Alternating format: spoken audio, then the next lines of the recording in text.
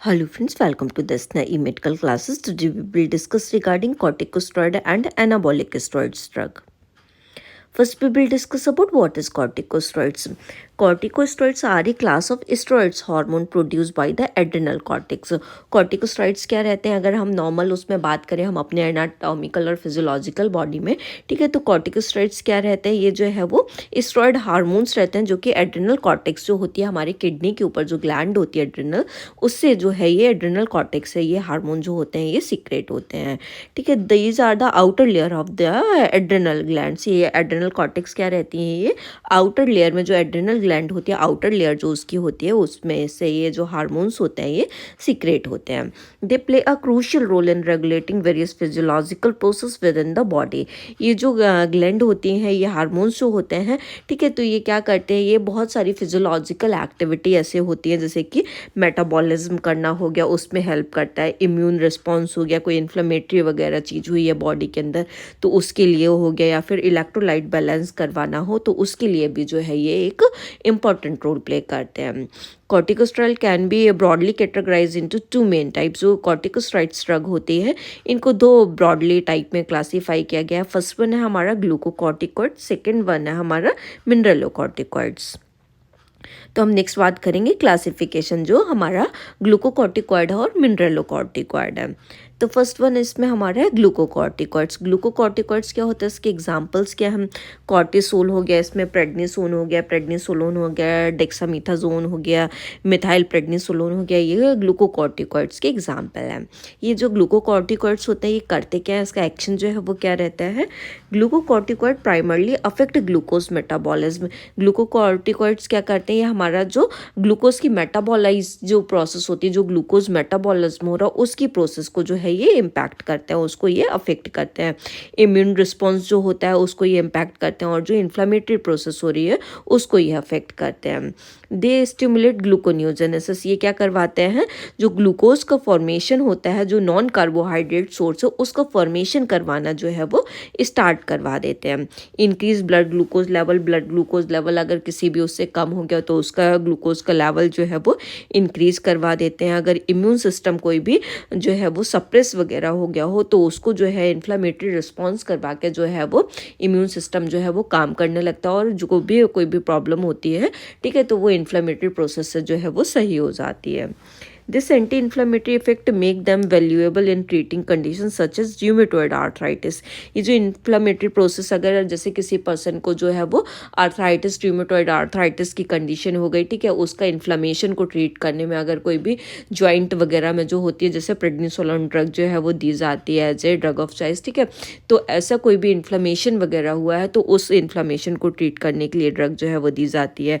अगर किसी पर्सन को अस्थमा हुआ है तो ये ड्रग दी जाती है, या फिर किसी भी पर्सन को बॉबल डिजीज हो गई, जब बॉबल रीजन में कोई भी इन्फ्लेमेशन हो रहा है तब ये ग्लूकोकॉर्टिकॉइड ड्रग्स जो है वो दी जाती हैं ताकि इन्फ्लेमेशन जो है उसको जो है वो सप्रेस किया जा सके। नेक्स्ट वन है हमारा मिनरलोकॉर्टिकॉइड्स। मिनरलोकॉर्टिकॉइड्स होती हैं, क्या होती हैं, इसका जो एग्जांपल है वो है एल्डोस्टेरोन।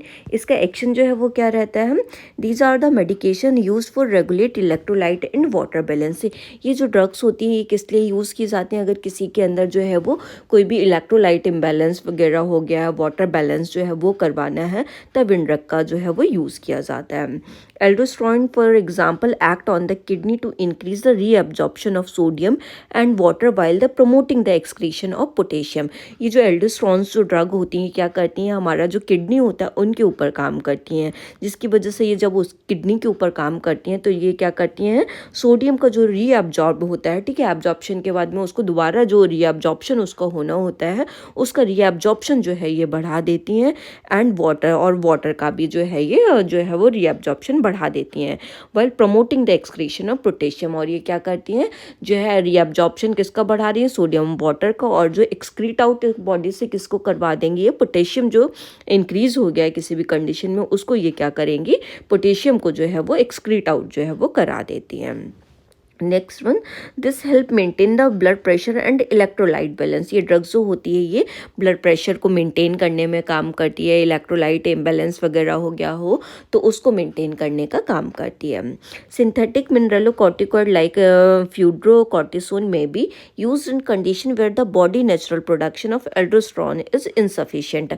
अगर बॉडी जो है वो हमारा बॉडी में मिनरलोकॉर्टिकॉइड जो है वो सही तरीके से नहीं बना पा रही है, कोई भी प्रॉब्लम आ रही है, ठीक है, तो ये क्या किया जाएगा, फ्लूड्रोकॉर्टिसोन जो ड्रग होती है ये एज ए सिंथेटिक मिनरलोकॉर्टिकॉइड काम करती है, ठीक है, ये एज ए सिंपल ये बना हुआ जो है वो मिनरलोकॉर्टिकॉइड होता है, ठीक है।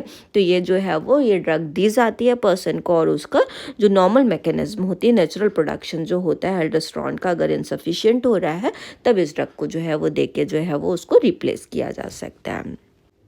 नेक्स्ट वन है हमारा एनाबॉलिक स्टेरॉइड्स। एनाबॉलिक स्टेरॉइड्स जो होते हैं वो क्या होते हैं, anabolic steroids are synthetic variation of the male sex hormone testosterone.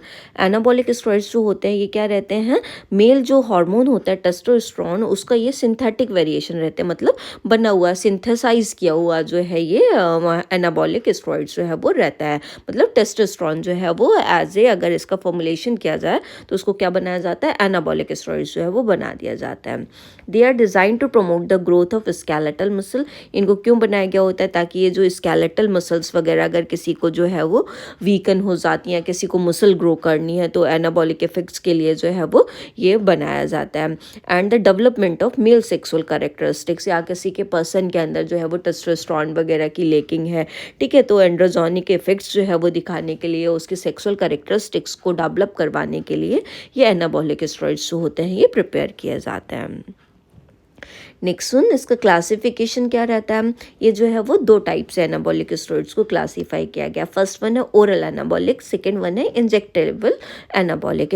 Oral anabolic जो होते हैं टैबलेट और लिक्विड की फॉर्म में प्रेजेंट रहते हैं, वहीं जो इंजेक्टेबल एनाबॉलिक स्टेरॉइड्स जो होते हैं ये हमारे इंट्रामस्कुलर इंजेक्शन के फॉर्म में जो है ये दिए जाते हैं।